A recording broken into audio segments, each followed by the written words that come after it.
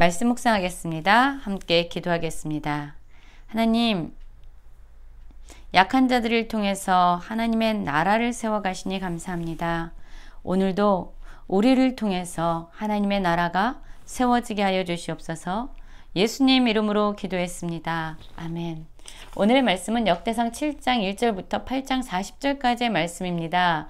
말씀을 함께 살펴보시기 전에 개인적으로 말씀을 꼭 읽으시고 묵상하는 시간 가지시기 바랍니다.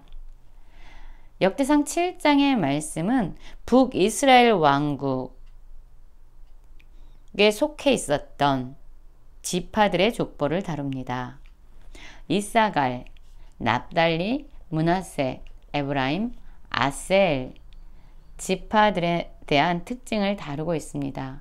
이 중에서 특별히 베냐민 지파는요, 남유다에 속해 있었지만 이곳에서 짧게 다룬 이후에 8장에서는 이 베냐민 지파의 자손들에 대해서 아주 자세히 다뤄주고 있습니다. 사실 북이스라엘은 아수르에 의해서 멸망을 당했습니다. 북이스라엘 왕국이 멸망을 당할 때에 남유다를 다스리던 왕은 히스기야 왕이었죠. 지금 이 역대기 저자가 북이스라엘 왕국에 속해 있었던 지파들에 대해서도 언급하고 있는 것은 하나님의 나라가 북이스라엘과 남유다의 구별 없이 그 모든 이스라엘 백성을 아우르고 있음을 강조해서 말씀해주고 있는 것입니다. 7장 1절을 보면 이사갈 지파에 대해서 나오고 있습니다. 자, 이사갈의 아들들은 돌라와 부하와 아숫과 시므론 네 사람이다 라고 말하고 있고요. 특별히 이들이 집 우두머리고 대대로 용사다 라고 말하고 있어요. 그리고 다윗의 때에 이르러 그 수가 22,600명이었고 이사갈의 모든 종족은 다 용감한 장사라 라고 말씀하고 있습니다. 그렇습니다. 이사갈 지파는요, 규모는 작았지만 군사력과 용맹함에 있어서는 강력한 역할을 했습니다. 7장 6절 보면 베냐민의 아들들에 대해서 말씀하고 있습니다. 이 베냐민 지파의 사람들 역시 우두머리고 큰 용사다 라고 말씀해 주고 있습니다. 베냐민 지파에 속한 사람들 역시 전쟁에 능한 사람들이었음을 알 수 있어요. 그러나 이 베냐민 지파는요, 북이스라엘 왕국의 구성원이 아니라 남유다 왕국의 구성원이었습니다. 그럼에도 불구하고 지금 이 역대기의 저자는 북이스라엘 왕국의 지파들을 적을 때에 이 베냐민 지파를 함께 기록하고 있습니다. 자, 납달리 지파가 13절부터 언급되어지고 있습니다. 그리고 이 납달리 지파를 소개할 때에 그 아들들을 언급한 이후에 이는 비라의 손자다라고 강조하고 있습니다. 이처럼 하나님의 나라를 다시금 세워갈 때에 어떤 혼인관계 또한 혼혈관계 이러한 관계에 경계 없이 그 모든 것이 열려진 연합된 공동체를 말씀해주고 있습니다.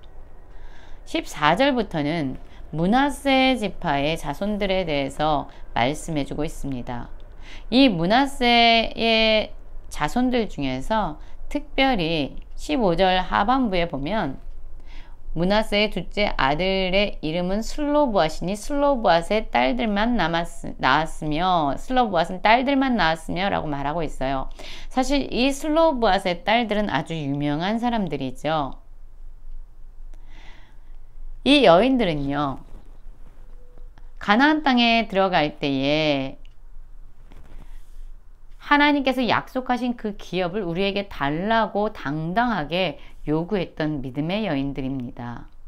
그래서 아들이 없지만 아버지의 그 가문을 자신들의 삶을 통해서 어떠한 손해가 있고 어떠한 고난이 있어도 그것을 당당히 이어가겠다라는 그런 믿음의 고백을 했던 아주 지혜롭고 믿음이 있는 그러한 여인들이었습니다.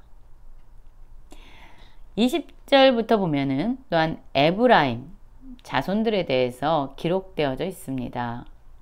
자, 이 에브라임의 자손들 중에서도 딸이 나옵니다. 24절 보면 에브라임의 딸은 세라이니 그가 아렘 윗성 베토론과 우센세라를 건설하였더라 라고 말하고 있습니다.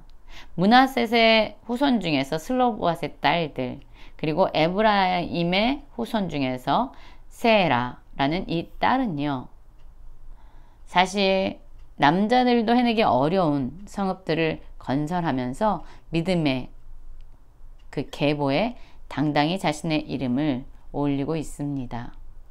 여러분, 그렇습니다. 우리가 볼 때에는 연약한, 그리고 힘이 없어 보이는 그런 사람들이 있을 수 있습니다. 작고 미천해 보이는 사람들도 있을 수 있습니다. 그러나 하나님의 나라를 다시금 세워감에 있어서 그들의 약함, 그들의 강함은 문제되지 않았습니다. 강한 용사든 또한 그들의 부모가 누구이든 그들이 여자든 남자든 상관없이 하나님은 이들 모두를 통해서 하나님의 나라를 세워가고 있는 것입니다. 30절을 보면 아셀 지파의 자손들에 대해서 나오고 있습니다. 아셀의 아들들은 임나와 이스아와 이스위와 브리아요 그들의 매제는 세라이며 라고 언급함으로써 바벨론 포로로 잡혀갔다가 다시 귀환한 이 백성들이 다시금 이스라엘 땅 예루살렘으로 돌아와서 하나님의 나라를 건설할 때에 북이스라엘 사람들이든 남유다의 사람들이든 상관없이 그들은 연합하고 하나가 되어서 하나님의 그런 나라를 세워가는 사람들로 사용이 됩니다. 자, 그리고 이제 8장의 말씀입니다. 8장의 말씀을 보면은요, 베냐민 자손에 대해서 조금 더 자세하게 말씀해 주고 있습니다. 여러분, 베냐민 지파 생각하면 아마 사사기에 나온 이야기를 기억하시는 분들이 많을 겁니다. 베냐민 지파는 기브아에서 범죄를 일으키죠. 그래서 이 베냐민 지파가 저지른 죄에 대해서 분노한 다른 모든 이스라엘 지파들이 그들과 함께 전쟁을 일으키게 됩니다. 그래서 그 전쟁의 결과 이 베냐민 지파의 남자들 600명만 남기고 모든 사람들이 멸절되다시피 할 정도의 위기에 처하게 됩니다. 거의 이 베냐민 지파가 사라질 만한 위기에 처한 겁니다.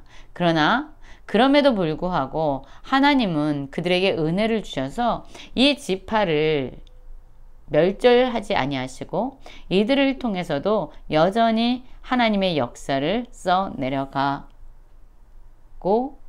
계심을 하나님은 말해주고 있습니다. 이 역대기 저자가 그 하나님의 은혜에 대해서 하나님이 그 소망 없는 지파를 어떻게 다시 회복시켜서 사용하시는지를 기록하고 있는 것입니다.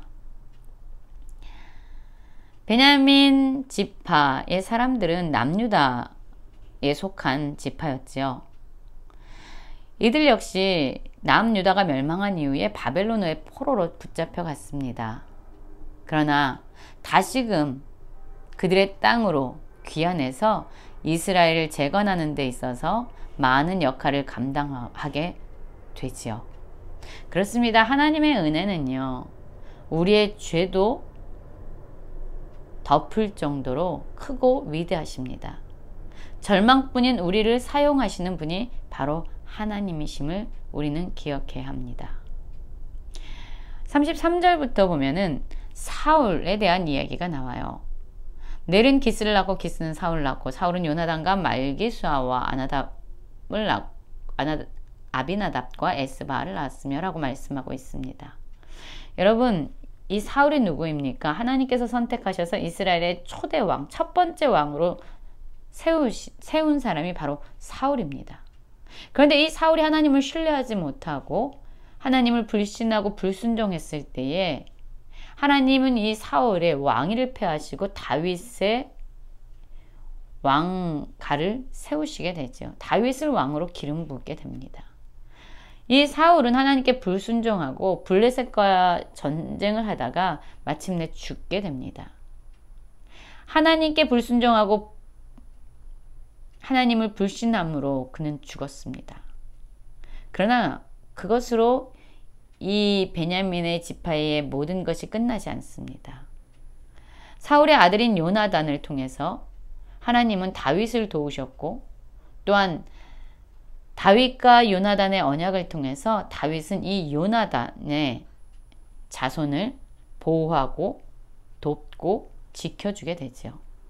그래서 이 베냐민 지파, 특별히 이 사울의 가계는 계속적으로 번성하게 됩니다. 여러분, 오늘의 말씀을 보면은 많은 생각을 하게 됩니다. 하나님의 나라를 세움에 있어서 사람들의 조건이나 사람들의 능력이나 사람들의 성별이나 사람들의 죄악은 문제되지 않습니다. 그럼에도 불구하고 하나님은 그 모든 자들을 통해서 하나님의 나라를 세워 가고 계십니다. 우리를 통해서도, 약한 우리를 통해서도 하나님의 나라가 여전히 세워가는 그런 역사로 이어지기를 간절히 기도합니다.